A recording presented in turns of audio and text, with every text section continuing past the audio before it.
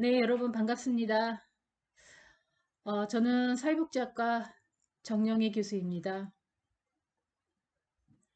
이번 학기 여러분하고 사회복지 서비스의 기초라는 학문을 가지고 여러분들하고 만나 뵙게 됐는데요. 아쉽게도 이렇게 비대면으로 영상 속에서 여러분들을 만나 뵙게 됐습니다. 그렇지만 또 여러분 다음 주에 여러분들이 또 하고 강의실에서 뵐 거다라고 하는 기대감을 가지고 오늘 오리엔테이션을 시작하겠습니다. 사실 이 사회복지 서비스라는 이 학문은요, 상당히 재밌고 즐겁고 또 여러분들을 변화시킬 수 있는 그런 과목이다라는 생각을 합니다. 많은 학생들이 그렇게 얘기를 하더라고요. 교수님, 저는요, 이 수업을 듣기 전에 저하고요, 이 수업을 듣고 나서 저가 상당히 많이 업그레이드 됐다라고 생각을 합니다. 그게 어떤 부분에서 너가 변화를 느꼈니? 이렇게 물어보면 수업을 듣기 전에는 제가 뭘 해야 될지 그냥 책상에 오래 앉아 있으면 될 거라고 생각을 했는데 이 수업을 듣고 나서 제가 방법론이라는 것이 생각이 났습니다. 어떻게 준비를 해야 된다라고 하는 거죠. 즉, 지식을 통해서 이렇게 지혜를 이렇게 확립할 수 있다라고 하는 그런 것들을 알았습니다. 이렇게 얘기를 하더라고요. 여러분들도 그 학생같이 여러분들을 이렇게 변화할 수 있는 그러한 시간이 될 수 있었으면 좋겠습니다. 네, 본격적으로 이제 교과목에 대한 설명인데요. 우리가 배우는 사회복지 서비스에 대한 학문 분야는요, 그 앞에 큰 그 범위가 있습니다. 그것이 뭐냐 하면은 사회보장제도라는 겁니다. 이 사회복지에 있어서 사회보장제도는요, 사회적인 이러한 여러 가지 다양한 문제, 사회 문제라고 하죠. 그러한 사회 불평등이라고 하는 그런 것들을 해결해서 그 복지사회를 좀 구현하자라는 차원에서 이렇게 사회보장제도라고 하는 이런 부분을 확충합니다. 그런데 이 사회보장제도는요, 두 가지 범위가 있어요. 하나는 돈을 주는 것이고요. 하나는 돈을 안 주면서 하는 거예요. 그래서 물질적인 거, 비물질적인 거, 이런 식으로 이제 두 가지로 구분합니다. 물질적인 거는요, 주로 이제 사회보험이 여기에 해당하고 공공부조 이렇게 두 가지가 해당이 되고요. 비물질적인 거는요. 우리가 이번 학기에 배울 사회복지 서비스가 비물질적인 서비스입니다. 돈은 주지는 않지만 이렇게 우리가 서비스를 하는 거. 우리가 보통 이게 식당이나 이런 데 가면 서비스를 받잖아요. 친절하게 이렇게 봉사 이런 것들 받잖아요. 그런 의미에서 이런 서비스로 이렇게 보시면 될 것 같습니다. 그죠? 그 스스로 뭔가를 할 수 있게끔 이러한 여건, 이런 것들을 제공하는 거가 사회복지 서비스다라는 게 보여지죠. 그러면 우리가 또 그래도 사회복지 서비스와 대한 개념을 알기 위해서는 전반적인 사회보장제도라고 하는 것들을 좀 알아야 되니까, 그럼 사회보험이라는 거는 어떠한 것인지 궁금하시죠? 사회보험은 기본적으로 돈을 주는 거다라고 얘기했습니다. 그죠? 그래서 소득보장이라든지 의료보장 이런 것들을, 이런 혜택을 줍니다. 소득보장은 여러분은 잘 아는 이렇게 산재보험료, 연금, 고용보험 같은 그런 것들입니다.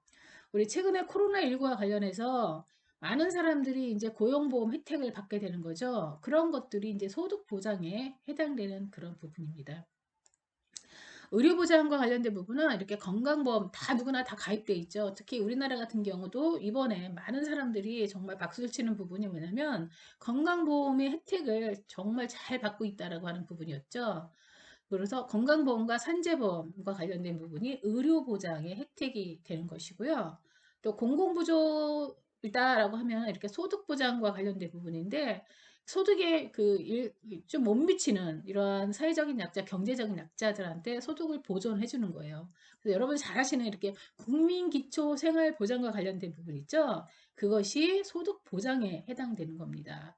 또 의료보장도 공공부조에 해당이 되는데 이 보통 이제 예를 들면 북한이탈 주민이라든지 이렇게 사회적인 약자, 경제적 약자들이 급여를 받습니다. 그죠? 이게 돈을 받는다는 거예요. 그죠? 의료 급여를 받는 그런 혜택. 그런 것들을 우리는 공공부조 이렇게 얘기를 합니다. 그래서 이번 학기 우리가 하고자 하는 거 사회복지 서비스는요. 이제 어떤 사람한테 서비스를 하느냐라고 하는 대상이 주어집니다. 그래서 이렇게 아동복지, 노인복지, 장애인복지, 가정복지 이래서 누구한테 서비스를 하느냐라고 하는 그 대상에 따라서 이렇게 서비스를 하는 사회복지 서비스 이렇게 얘기를 하고 있습니다. 그래서 이번 학기에는 우리가 사회복지 서비스에 관련된 전반적인 부분을 배우는데 여기에 하나 더 이렇게 추가해서 그러면 이런 서비스를 누가 하느냐라는 거죠. 그죠? 서비스를 누가 할까요, 여러분? 소위 얘기하는 전달 체계와 관련된 부분인데 전문가가 하겠죠. 어떤 전문가가 할까요? 여러분 생각해 보셨나요? 아마도 여러분들이 잘 알고 있는 것 같이 사회복지 서비스는 주로 그죠? 사회복지사가 주로 서비스를 하죠. 그죠? 맞죠, 여러분? 그래서 사회복지 서비스에 주로 이제 뭐 기본적인 정의다라고 하면 이렇게 할 수가 있을 것 같아요. 그러니까 국가적인 보호가 필요한 취약계층을 대상으로 이러한 이들이 정상적으로 생활할 수 있도록 도와주는 그러한 지원 제도를 얘기를 합니다. 그래서 아동, 노인, 장애인을 위한 이런 제도, 이런 것들이 사회복지 서비스다 이렇게 얘기를 하는데 이러한 서비스를 하는 공급 주체라고 하는 사회복지사가 어떠한 역할을 하는지, 그죠? 실질적으로 어떠한 역할을 해서 이들한테 이렇게 정상적인 생활을 할 수 있도록 이렇게 지원해 주는지, 그러한 부분을 이제 우리가 이제 한 학기 동안 배우게 될 겁니다.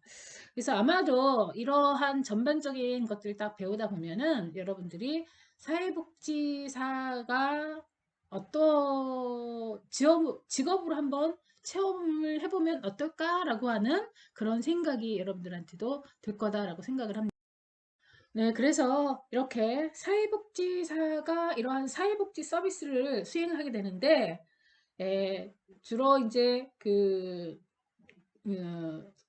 그 사회복지 조직에 있어서 전반적인 모든 부분을 다 한다라고 이렇게 보시면 될 것 같아요. 그래서 주로 이제 조직에 있어서의 미션이라든지 비전이라든지 이런 것들을 또 수립하기도 하고요.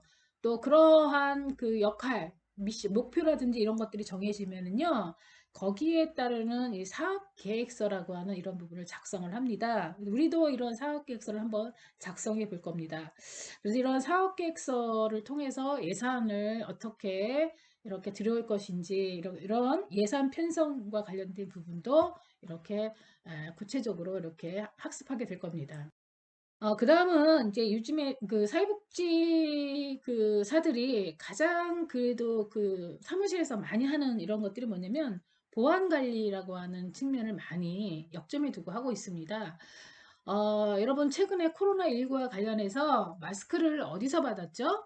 여러분 아시죠? 그죠? 약국에서 받았잖아요. 약국이라는 것이 기본적으로 환자에 대한 개인적인 이런 정보가 의료보험사하고 이렇게 연결이 돼가지고 개인정보를 많이 이렇게 구축하고 있잖아요. 마찬가지로 사회복지 조직도요, 이렇게 사회복지 서비스를 받는 클라이언트의 이러한 개인정보라고 하는 이런 것들을 다 이렇게 에, 정보 관리를 하고 있습니다. 그걸 통해서 중복 뭐 서비스라든지 또 혜택을 못 받는 사람들이라든지 이래서 이러한 복지 사각지대라고 하는 이런 것들의 문제, 이런 것들을 해소하기 위해서 이렇게 정보 관리 이런 부분을 하게 되는데요. 특히 요즘에는 우리 4차 혁명 얘기 들어보셨죠? 4차 혁명과 관련해서 이렇게 플랫폼이라고 하는 중요성 이런 부분이 상당히 이제 부각되기 시작하고 있습니다. 아마도 사회복지 조직도요, 이렇게 플랫폼이라고 하는 이 보안 관리 이런 것들을 하지 않으면 상당히 좀 문제가 될 수 있는 부분이 상당히 많습니다. 그래서 이렇게 사회복지 조직에 있어서 사무 관리라든지 정보 관리 이런 부분은 어떻게 하고 있는지 이런 부분도 살펴보겠습니다.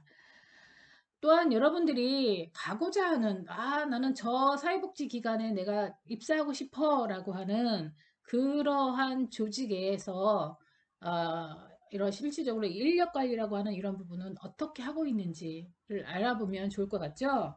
그래서 이 사회복지 조직이 어떤 조직이든 TO가 나야지 들어가는 거잖아요. 그래서 실질적으로 공식적인 채용이 있는지 아니면 비공식적인 이런 채용을 하고 있는지, 즉 인력 관리와 자원봉사 이를 어떤 식으로 개발하고 있는지 그런 부분도 이제 학습하게 됩니다.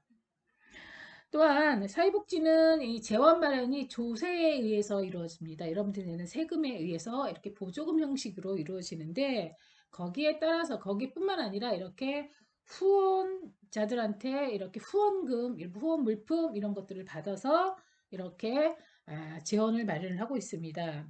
그러한 후원 개발이라고 하는 이런 부분은 어떻게 할 수 있는 것인지 그런 후원 개발 계획서 이런 부분을 작성도 한번 해볼 거고요. 또 우리 보통 이제 시장에서는 그죠? 시장에서는 어떤 물건을 팔려면 마케팅 같은 거, 홍보 같은 거 많이 하잖아요. 그죠?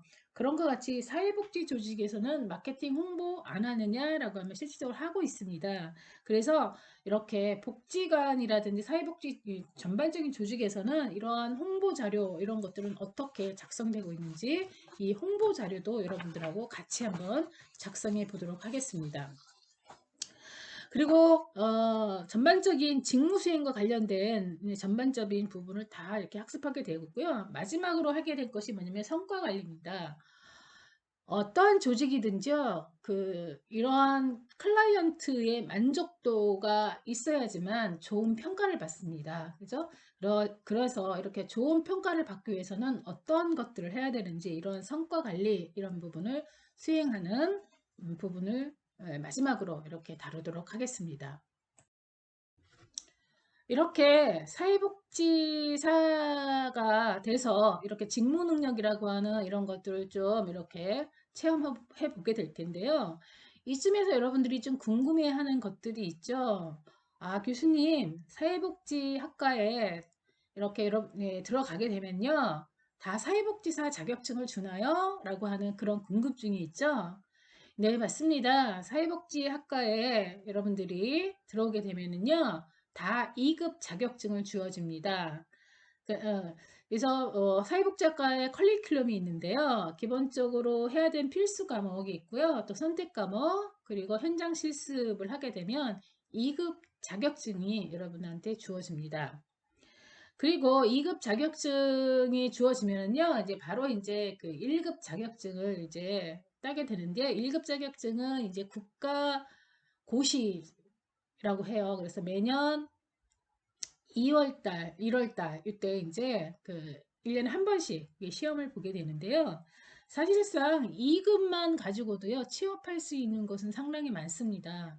근데 사람들이 이제 1급을 따려고 하는 이유는 1급을 따면 또 더 이제 유리한 이러한 상황이 되니까 1급 자격증 이 부분도 많이 자격증을 취득하더라고요. 여러분들도 아마 다 1급 자격증 딸 수 있을 거라고 생각을 합니다.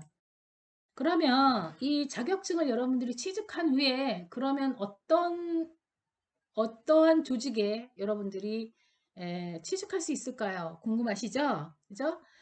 내가 가고자 하는 것을 여러분들이 한번 머릿속에 한번 그려보시기 바랍니다. 이게 소위 얘기하는 동사무소라고 하는 주민센터의 사회복지 전담 공무원으로 앉아 있을 것인지, 사회복지기관이라고 하는 복지기관에 있는 담당자로 여러분들이 이렇게 앉아 있을 것인지, 그죠? 또는 이렇게 연구소 같은 그런 곳에서 여러분들이 이러한 사회복지사 자격증을 가지고 취업할 건지, 여러분들 다양한 분야에서 여러분들이 할 수 있는 것들이 상당히 많습니다. 중요한 거는 여러분들이 적성입니다. 이제 여러분들이 하고자 하는 그런 부분이 어떤 거냐에 따라서 얼마든지 여러분들이 선택할 수 있는 그런 분야다라고 이렇게 보여지는 거죠. 구체적으로 여러분들이 말씀드리면요, 공공에서 하는 공공사회복지적인 공공기관이 있고요. 또 하나는 민간에서 하는 민간기관 그런 부분이 있으니까 그런 부분을 여러분들이 잘 파악해 보시면 될 것 같아요. 특히 이제 뭐 사회복지사 자격증만 가지면 대다수 사람들이 다 종합사회복지관 같은 곳만 취업을 한다고 생각하는데 사실은 그렇지 않습니다.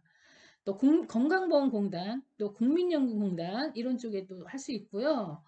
또 뭐 정책 분야와 관련된 분야에서 뭐 사회연구원이라든지 이런 쪽에서도 이렇게 연구원으로 이렇게 활동할 수가 있습니다. 최근에 코로나19와 관련해서 이러한 그 사회연구원 분야에 많은 사회복지사 자격증을 딴 학생들이 많이 이렇게 진로를 이렇게 결정하는 그런 것들이 의미 있다라고 이렇게 봅니다. 또한 이제 많은 사람들이 매력을 느끼는 곳이 종합사회복지관이죠. 종합사회복지관은 범위가 상당히 커요. 그죠? 그래서 노인이 청소년 대상, 노인 대상, 또 이렇게 장애인 대상, 여성 대상, 아동 대상 이런 부분 각각 대상이 누구냐에 따라서 이런 복지관이 상당히 많이 있고요. 또 최근에 우리가 고령화 사회잖아요. 고령화 사회와 관련해서 이렇게 부양 문제와 관련된 부분이 아주 사회적인 문제로 이렇게 다루고 있습니다. 그죠? 그래서 이렇게 노인복지관과 관련된 부분이 상당히 많이 늘어나는 부분이 있죠. 이러한 부분이 많이 이렇게 늘어난다는 경우는 결국은 뭐냐면 사람 인력 채용이나 이런 것들이 많이 한다라고 이렇게 받아들이면 될 것 같습니다. 그렇죠, 그죠? 또한 취업이 아니라고 하더라도 여러분들이 이제 다양한 자원봉사로 이렇게 참여할 수가 있는데요.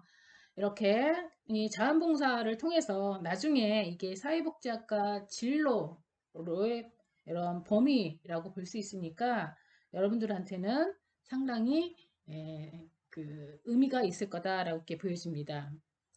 또 그런 다음에 이게 거기서 끝이냐라고 하면 이러한 그 사람을 대상으로 하는 이러한 서비스를 하기 위해서는 여러 가지 필요로 한 것들이 있어요. 그것들 중에 대표적인 게 자격증이죠. 그래서 사회복지사 1급 자격증을 따고요. 여러분들이 하고자 하는 것을 정하신 다음에 거기에 맞는 또 자격증 이런 부분을 이제 취득할 수가 있는데요. 만약에 내가 노인복지 쪽에 이러한 걸 하고 싶다라고 하면 노인복지 지도사 1급, 2급 자격증을 취득하시면 되고요. 청소년 복지다라고 하면 청소년 뭐 지도사 이런 자격증을 취득하시면 됩니다. 그래서 어떠한 분야에 내가 이렇게 진로를 선택할 것인가에 따라서 또 1급 자격증 플러스 다양한 자격증 이런 부분을 소지할 수 있다라고 하는 게 또 이 그 전공 과목의 매력인 것 같습니다. 이렇게 여러분들이 자격증들은요, 사회복지학과의 기초 교과목과 다 이렇게 연동이 되는 자격증들이기 때문에요.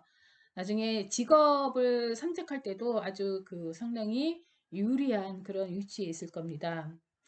이렇게 여러분들이 각자 이렇게 개인이 이 어떠한 것들을 선택하고 어떠한 진로를 개발할 것인가라는 것들을 이 수업을 듣고 여러분들이 느낄 수 있을 거다라고 생각을 합니다.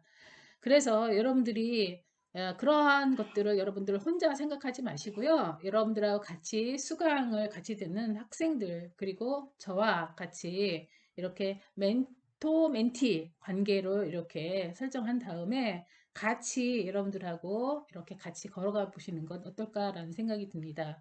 그렇게 된다면 그죠? 여러분들의 미래가 앞으로 상당히 밝을 거라고 생각이 듭니다. 여러분 다음 시간에 뵙도록 하겠습니다. 여러분 감사합니다.